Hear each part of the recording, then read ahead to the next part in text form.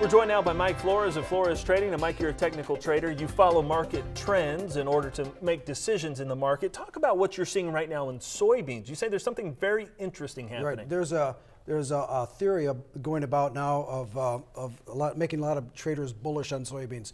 It's based upon W.D. Gann, who was a legendary trader from the 1920s through the 50s, who made millions of dollars in the market, so he's respected. There's a lot of information about him on the internet if you want to search it out. But he went back in history, researched markets going back hundreds of years, and found that cycles tend to repeat. Time cycles tend to repeat.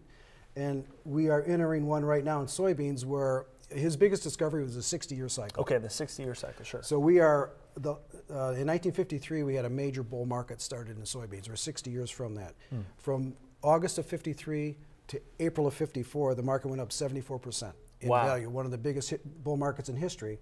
And so if you look at where we are now, we bottomed the current contract in August of this year. If you get a comparable move up, based upon his theories, that would take July beans to $20.50. Wow. So I don't know if that's going to happen or not, because the fundamentals seem to be, you're being told that they're bearish, but look at the cash markets, how strong they are. Look at the exports. We're 94% committed already. Look at the open interest in the funds. They're long about 110,000 contracts. At their peak, they were at 225,000 contracts, so they have room to expand. I have clients that are getting 20-cent kicks in the basis for new crop beans for next year. I've never heard of that before at this time of the year. We're below the cost of production for 2014 beans. We're about 50 cents below the average cost of production, so there's some positives out there. So it's not all bearish news. You say there are positives out there, and this run just might happen. Right. So the negatives are we potentially could have a big crop out of South America, but that's developing. It's not a fact. It's a possibility. Okay, so yeah, it's not set in stone at this point. Right. So how I would play this, if you're a believer in the technical side of the markets, look to buy July soybean $16 calls. You can buy them for $150.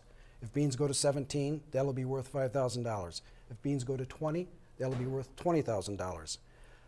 So how I would say this cycle is wrong is if the markets took out the November lows. But in the meantime, you want to buy dips on the soybeans. All right. Thanks for joining us this morning. Sure appreciate it. Mike Florez. We'll be back with more Ag Day in just a moment.